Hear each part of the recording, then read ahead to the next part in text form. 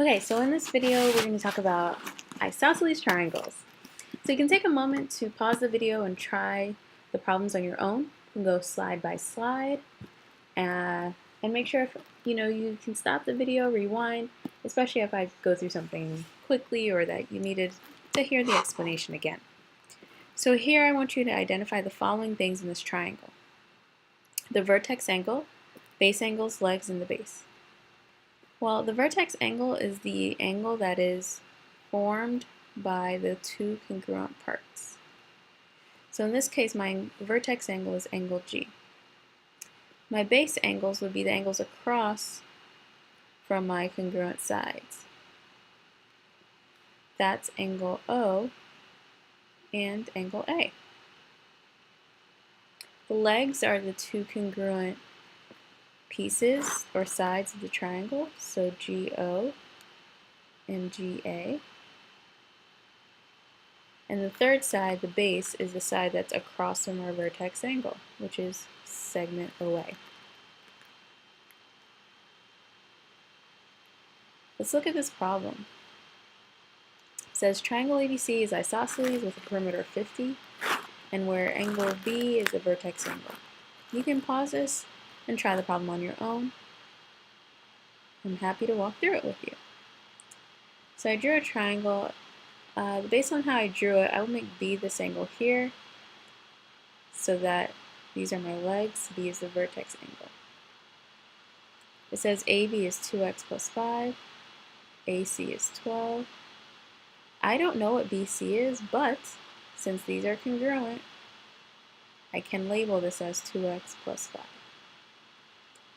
If the perimeter is the sum of all three sides, if that's 50, I can add up all the sides. So 2 times 2x plus 5 plus 12 gives me 50.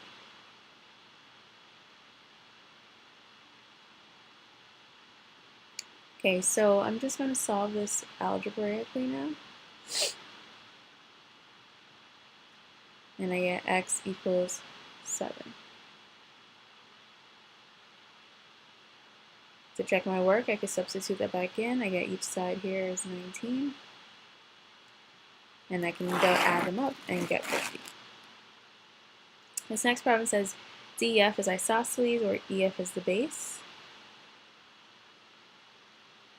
I'm purposely just going to draw this up so you guys see the base doesn't always have to just be at the bottom.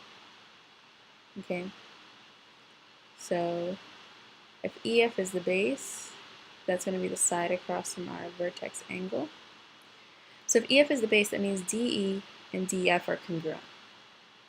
That also means that angle E is congruent to angle F. So if angle F is 55 degrees, that means that angle E is also 55 degrees. I know that all three angles in a triangle sum to 180. So 55 plus 55 plus whatever angle D is equals 180. I used a question mark here because I don't know what angle D is, but I see that it would have to be 70 degrees. If this were, say, an algebra problem like the previous one here, if I had an expression for this, then I would use the same expression. If I had an expression for both angles, I could set them equal to each other. Here I have a little proof. So last class we spoke about the isosceles triangle theorem, which tells us that if the sides of a triangle are congruent, then that means that the base angles are congruent.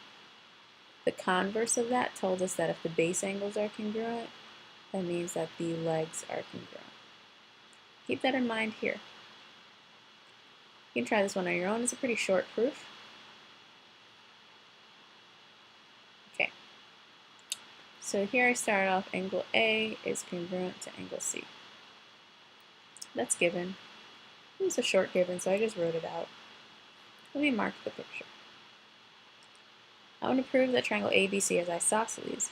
Well, the definition of an isosceles triangle is a triangle where the legs are congruent. So I need to find congruent legs. So if A is congruent to C, that means that side AB is congruent to side BC. That's because I know that the converse of the isosceles triangle theorem tells me if the base angles are congruent in a triangle, then the sides opposite are congruent. So you can either write converse isosceles triangle theorem, or you can just draw the picture. And lastly, I just proved that the sides of the triangle are congruent, so that means triangle ABC is isosceles by the definition of an isosceles triangle.